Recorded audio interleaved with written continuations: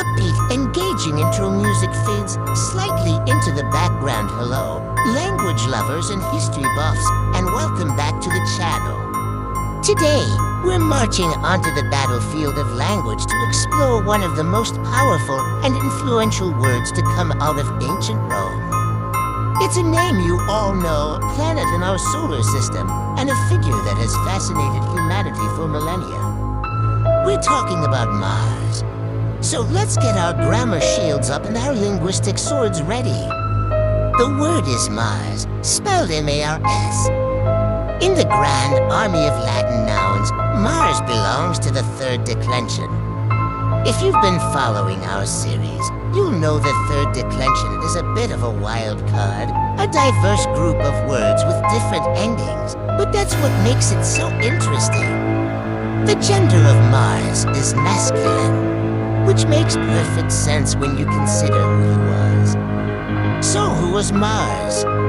In the Roman pantheon, Mars was the god of war. But he wasn't just some mindless brute. He was a revered, powerful deity, second only to Jupiter in importance.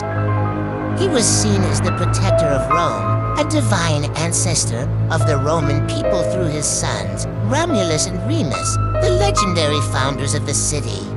This connection made him an incredibly central figure in the Roman identity. They were, in a sense, the people of Mars. Because of this divine association, the noun Mars expanded its meaning far beyond just the name of a god. It became a powerful metonym, a word used to represent a whole cluster of related ideas. When a Roman said Mars, they could also be referring to the very concept of a warlike spirit, the raw courage and aggression needed in battle. They could be talking about fighting itself, the clash of swords and shields, the chaos and strategy of the battlefield. Imagine a Roman general giving a speech to his troops before a major battle. He might cry out, "Let us unleash the fury of Mars upon our enemies." He's not literally asking a god to descend from the heavens, but rather he's invoking that spirit of relentless, courageous combat within his soldiers.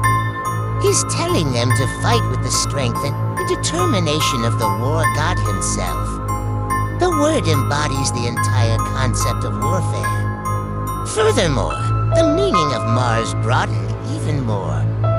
It came to signify battle or war in a general sense. You might read in a Roman text something like, "The outcome of Mars was uncertain," which simply means the outcome of the battle was uncertain. It's a more poetic, more evocative way of speaking.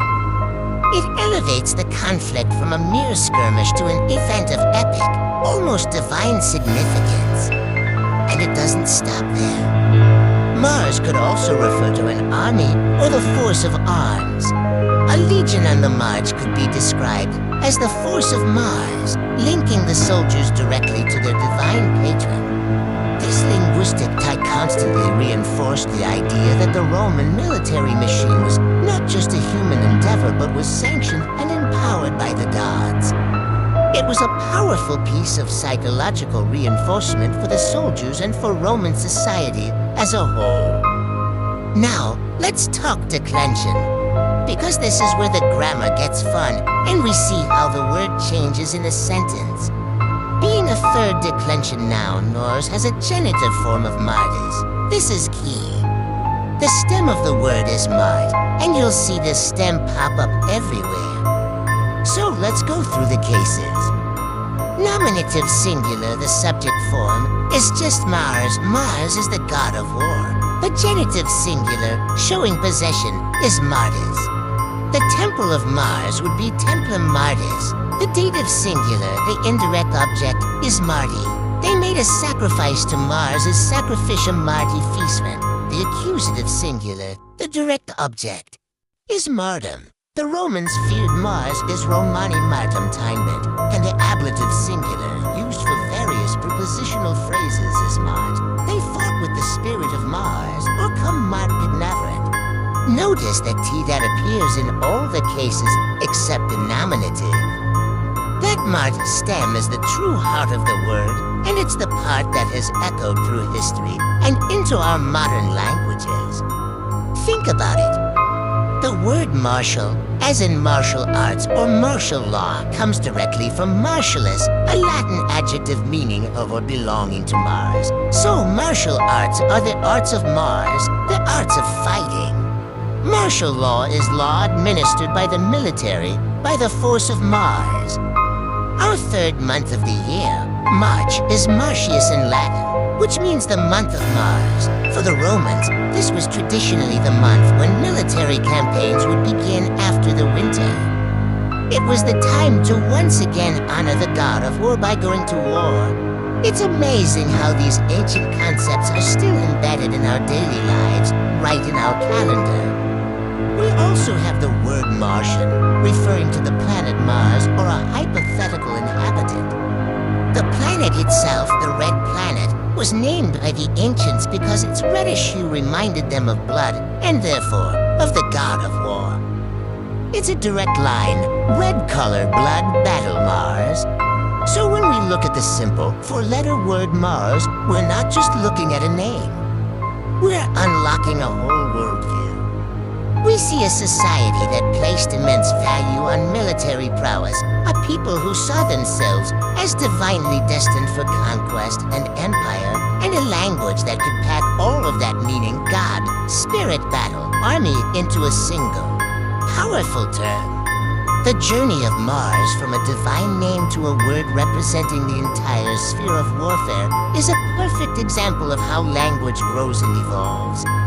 It absorbs culture, reflects beliefs, and carries history within its very structure.